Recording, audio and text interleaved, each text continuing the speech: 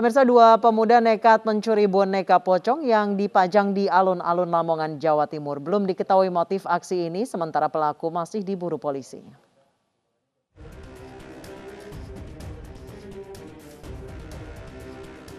Dua orang terekam kamera pengawas mencuri boneka pocong yang dipajang di alun-alun kota Lamongan, Jawa Timur.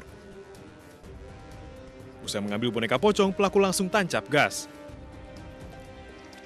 Peristiwa ini terjadi pada Jumat dini hari sekitar pukul 00.55 waktu Indonesia Barat. Kasat Lantas Polres Lamongan AKP Fibrin Senja membenarkan hilangnya boneka pocong tersebut. Hingga saat ini polisi belum mengetahui motif dan juga masih mencari identitas pelaku. Ada 3 boneka pocong yang dipajang di alun-alun dengan latar belakang spanduk yang mengingatkan betapa berbahayanya COVID-19. Boneka pocong ini sengaja dipasang oleh Polres Lamongan untuk mengkampanyekan bahaya COVID-19. Terlebih saat ini masih banyak warga yang tidak mematuhi protokol kesehatan.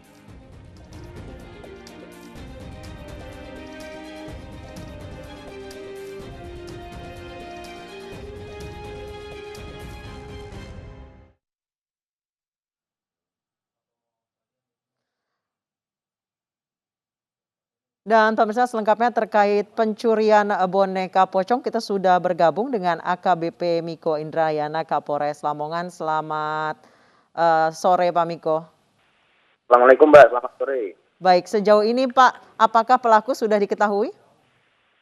Baik Mbak, terkait dengan kasus pencurian boneka pocong yang kami pasang sebagai alat peraga di alun-alun Kabupaten Lamongan, hingga saat ini telah mengamankan sejumlah 4 pelaku Mbak. 4 pelaku ini kami amankan dari 2 tempat yang berbeda. Artinya dalam kegiatan ini, kasus ini telah terjadi 2 kali pencurian boneka pocong. Sudah 2 kali ya Pak ya? 2 kali Mbak, betul. Motifnya apa Pak sebenarnya Pak Miko? Dari hasil pemeriksaan yang kami lakukan terhadap pelaku ini, diperoleh keterangan bahwa pelaku iseng ingin mengambil pocong ini untuk menakuti temannya. Ini yang kami dapatkan keterangan dari pelaku. Baik, motifnya itu apa Pak? Sekedar iseng atau bagaimana? Dari pengakuan tersangka atau pelaku ini Mbak, disebutkan bahwa motif dia melakukan ini hanya untuk sekedar iseng saja. Dia mengambil boneka tersebut, ingin menakuti teman-temannya. Ingin menakuti teman-temannya. Tapi sudah ini boneka pocong yang kedua Pak? Betul Mbak, ini dilakukan oleh 4 orang yang berbeda Mbak. 4 orang yang berbeda? Jadi pukul 01.00 pencurian ini dilakukan oleh 2 orang dengan inisial BA dan MA. Kemudian pukul 02.00 dilakukan pencurian lagi oleh pelaku dengan inisial A dan F. Jadi motifnya adalah untuk menakut-nakuti temannya. Apakah ini untuk konten media sosial Pak? Untuk sementara hanya untuk menakuti teman-temannya Mbak. Oke. Keempat pemuda ini apakah ditahan di polisi Pak? Di kantor polisi? Untuk saat ini 4 orang ini sedang kita amankan di Polres Lamongan untuk menjalani pemeriksaan lebih lanjut. Tentunya lebih dalam lagi terkait niat daripada yang bersangkutan. Karena kami sampaikan pada yang bersangkutan bahwa boneka ini atau boneka pocong ini merupakan satu alat edukasi bagi masyarakat Kabupaten Lamongan untuk memberikan informasi terkait dengan perkembangan COVID yang ada di Kabupaten Lamongan. Baik, terima kasih AKBP Miko Indrayana, Kapolres Lamongan telah bergabung bersama kami di iNews Sore. Dan pemirsa, kita menuju ke Polres Jakarta Pusat untuk menyaksikan konferensi pers terkait penetapan tersangka Nia Ramadhani dan Ardi Bakri terkait kasus narkoba.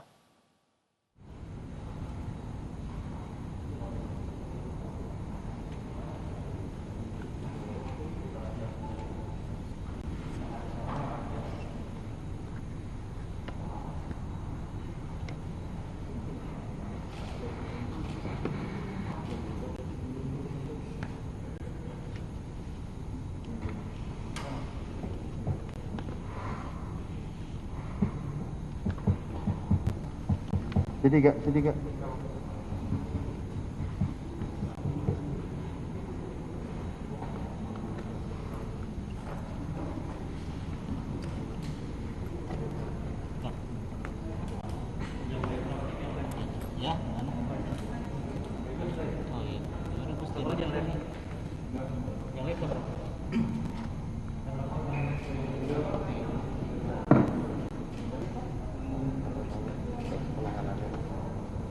Ini masih proses penangkapan.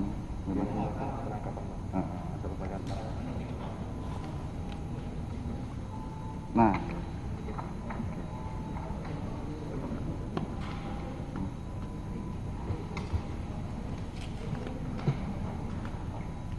kewajiban dalam hukum ya.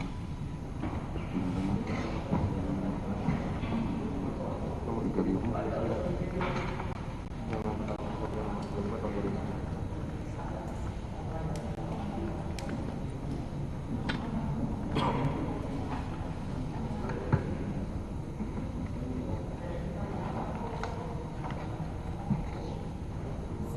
Untuk direhabilitasi.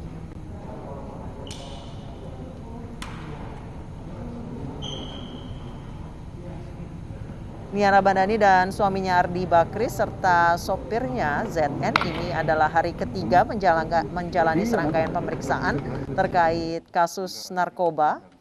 Dan hingga saat ini kita masih menunggu konferensi pers dari Polres Metro Jakarta Pusat yang belum menentukan apakah ketiganya yang kini berstatus tersangka akan ditahan atau rehabilitasi. Dalam penanganan kasus narkoba, polisi memiliki waktu 3 kali 24 jam penangkapan sebelum menetapkan tersangka dan penahanan. Kasus ini bermula saat polisi menangkap sopir Nia Ramadhani berinisial ZN pada hari Rabu sore pada tanggal 7 Juli. Kemudian polisi menemukan sabu seberat 0,78 gram dari ZN dan ZN menyebut bahwa barang haram itu merupakan pesanan Nia Ramadhani. Polisi kemudian menangkap Nia Ramadhani di kediamannya di daerah Pondok Indah, Jakarta Selatan. Nia menyebut ia sering mengonsumsi sabu bersama suaminya Ardi Bakri. Polisi menyebut tidak ada Ardi Bakri saat polisi menggeledah kediaman Nia Ramadhani. Putra pengusaha dan politikus senior ini baru menyerahkan diri ke Polres Metro Jakarta Pusat malam harinya. Dan saat ini ketiganya berstatus tersangka dan masih menjalani serangkaian pemeriksaan intensif.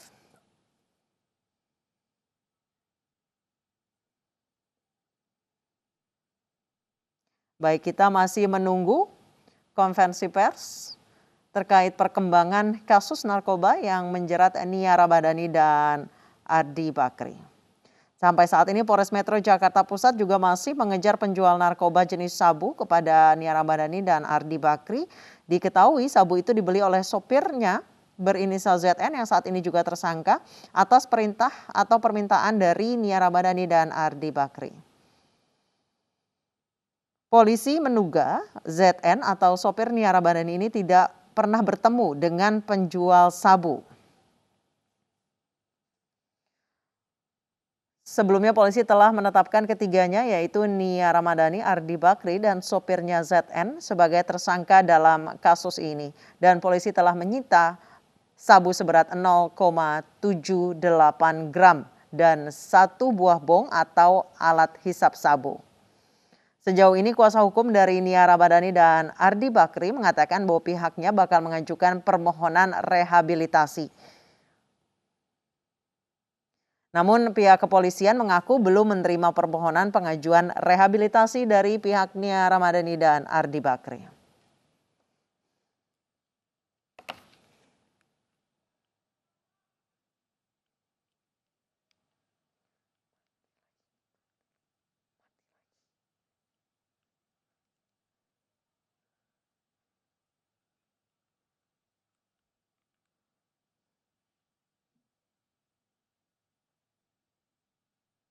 Pemirsa, polisi menemukan fakta baru mengenai jasad wanita yang ditemukan dalam box di mobil di Bogor, Jawa Barat. Dari hasil otopsi, polisi menduga perempuan tersebut adalah korban pembunuhan.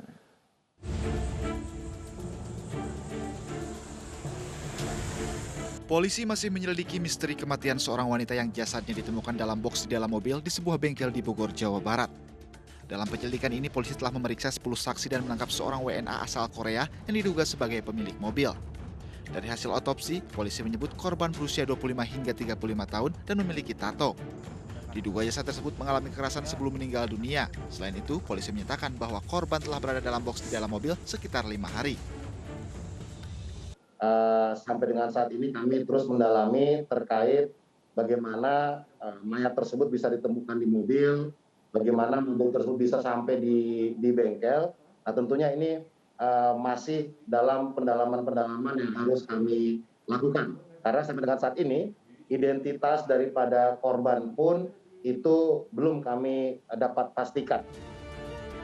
Sebelumnya, seorang pegawai bengkel di daerah Tanah Baru, Bogor, Jawa Barat menemukan jenazah dalam kondisi tak utuh. Korban ditemukan di dalam boks plastik yang diletakkan di bagasi mobil. Dari Bogor, Jawa Barat, Furqan Munawar, iNews melaporkan.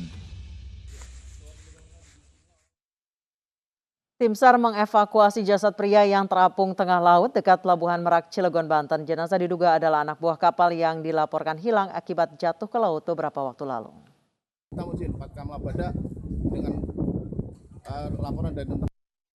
Tim SAR dan TNI Angkatan Laut mengevakuasi jenazah seorang pria yang terapung di tengah laut dekat Pelabuhan Merak, Cilegon, Banten. Jenazah pertama kali ditemukan nelayan yang sedang mencari ikan. Jasad terombang-ambing di laut sebelum tersangkut pada tanggul pemecah ombak. Diketahui korban merupakan petugas cleaning service KMP Sebuku bernama Hendy, warga Kecamatan Wado, Sumedang, Jawa Barat. Korban terjatuh saat sedang membersihkan kapal pada hari Rabu lalu dan dilaporkan hilang. Terkait penemuan korban orang jatuh ke laut, KMP Sebuku ditemukan pada 09.30 di Merak Besar.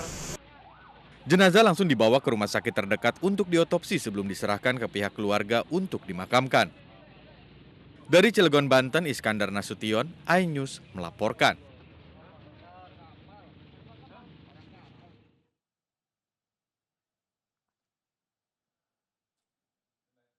Dan pemirsa, kita kembali ke Polres Metro Jakarta Pusat untuk mendengarkan konferensi pers terkait penangkapan Nia Ramadhani dan Ardi Bakri. Berbagai misinformasi yang selama ini terjadi bahwa ada perlakuan yang berbeda terhadap tersangka. Ini perlu kami luruskan. Bahwa saat rilis yang pertama, saat itu tersangka sedang dibawa ke Lakesda untuk diadakan pemeriksaan rambut dan darah, mengingat ini adalah kasus yang menjadi sorotan publik. Jadi selain urin, kami pastikan melaksanakan pemeriksaan rambut dan darah. Kemudian kami perlu menyampaikan juga bahwa penyidikan kami ini sifatnya adalah berkesinambungan. Artinya kita periksa betul selama 4 hari ini terkait dengan konstruksi pasal yang sebenarnya kita terapkan, di mana dari awal kami terapkan pasal 127 Undang-Undang Nomor 35 Tahun 2009 tentang narkotika, di mana kami punya persepsi bahwa sesuai dengan pernyataan kami saat itu penyelidikan belum selesai. Ya.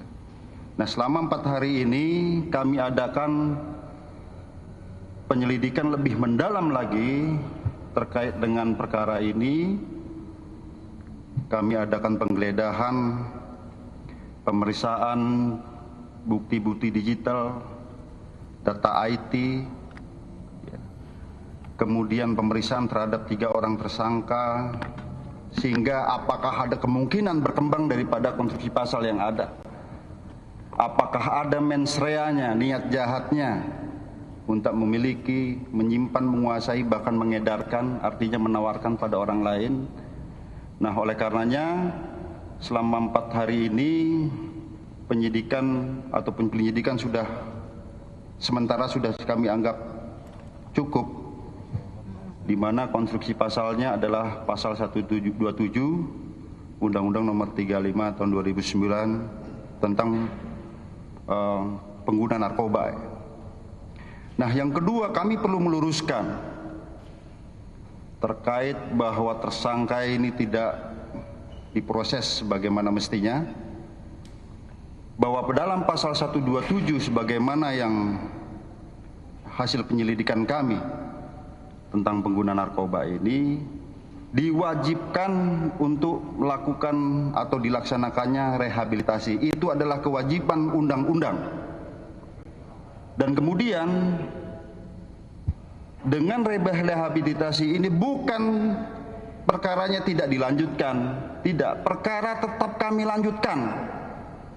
Kami bawa ke sidang, nanti akan divonis oleh hakim, di mana ancaman maksimalnya adalah 4 tahun. Ini yang perlu diluruskan bahwa, dan kemudian untuk rehabilitasi ini itu bukan dilaksanakan oleh penyidik. Ada permohonan dari keluarga, kita fasilitasi, dilaksanakan oleh tim asesmen terpadu oleh BNN, yang isinya ada Polri, Kejaksaan, dokter, psikiater, dan lain sebagainya, di luar penyidik, di luar Polres Jakarta Pusat.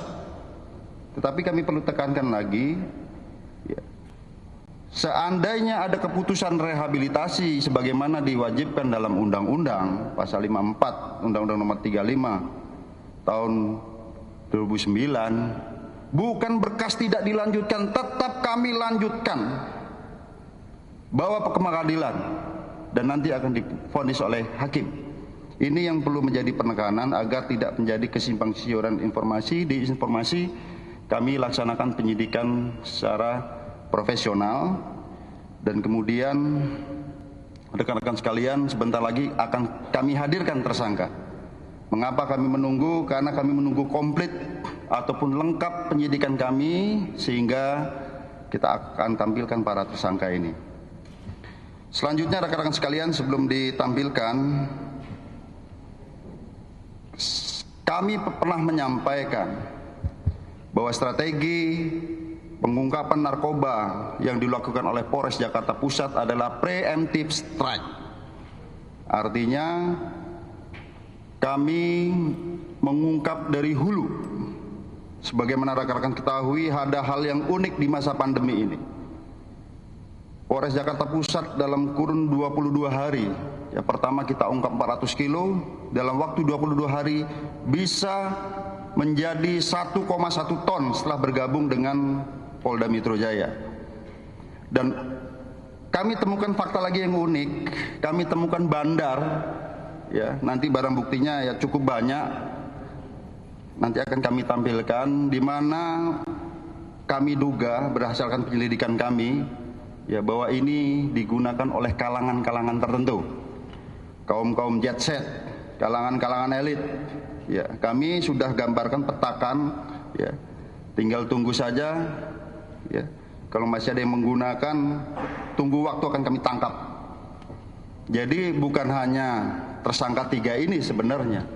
Sebelumnya sesuai dengan strategi kami preemptive strike, kami sudah menangkap bandar yang khusus, dugaan kami khusus untuk kalangan-kalangan jet set ini. Ini yang perlu kami jelaskan pada rekan-rekan sekalian. Yang pertama, tidak ada diskriminasi. Kami akan tampilkan menunggu hasil penyelidikan kami komplit, yang sebentar lagi akan kami tampilkan.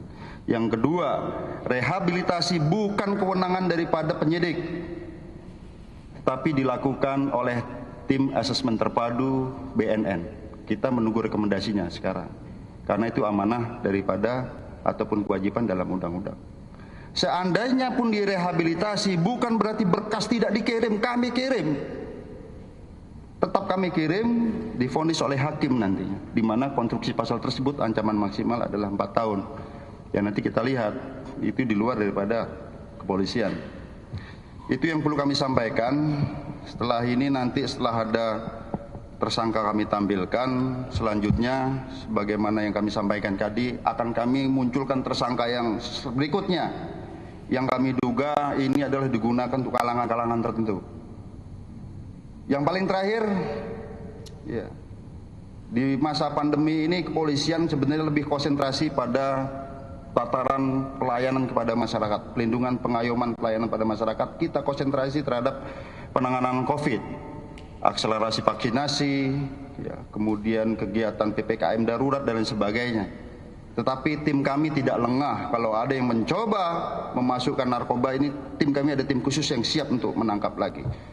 Karena apabila di masa pandemi ini kemudian distimulasi dengan narkoba, maka kejahatan fatalitasnya lebih tinggi. Kemarin bisa lihat tawuran, begal, korbannya banyak yang meninggal dan lain sebagainya. Setelah kita cek urin, positif narkoba. Ini stimulasi narkotika ini cukup memprihatinkan karena membuat fatalitas daripada korbannya itu luar biasa. Ini yang perlu kami sampaikan. Selanjutnya, sudah siap ya? Kami persilakan.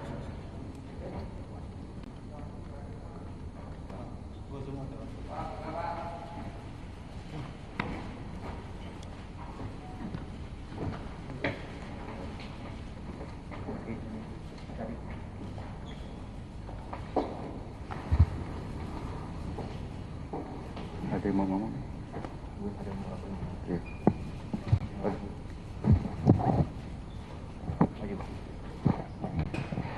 Assalamualaikum warahmatullahi wabarakatuh. Selamat sore kepada semua yang hadir di tempat ini.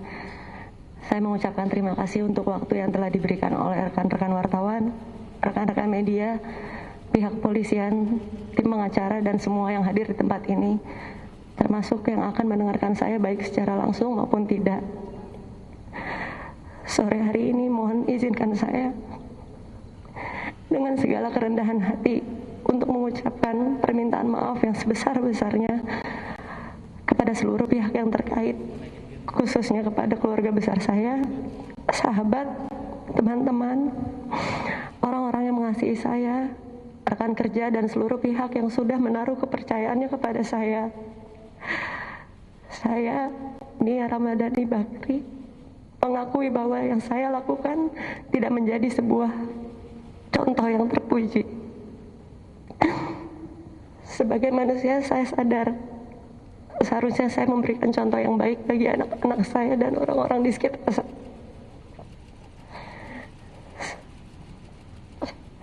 Saya berharap melalui pernyataan saya ini, saya bisa dibukakan pintu maaf yang sebesar-besarnya dari semua pihak, terutama sekali lagi yang saya kasihi, orang tua saya dan seluruh keluarga besar, yang terutama anak-anak saya, Mikahila, Manaka, dan Magika. Dan yang terutama buat saya adalah pengampunan dari Allah Subhanahu wa Ta'ala. Dan sebagai warga negara Indonesia yang baik, saya akan bersikap kooperatif dan mengikuti proses hukum yang berjalan. Saya ucapkan terima kasih sekali lagi untuk semua doa dan dukungannya. Wassalamualaikum.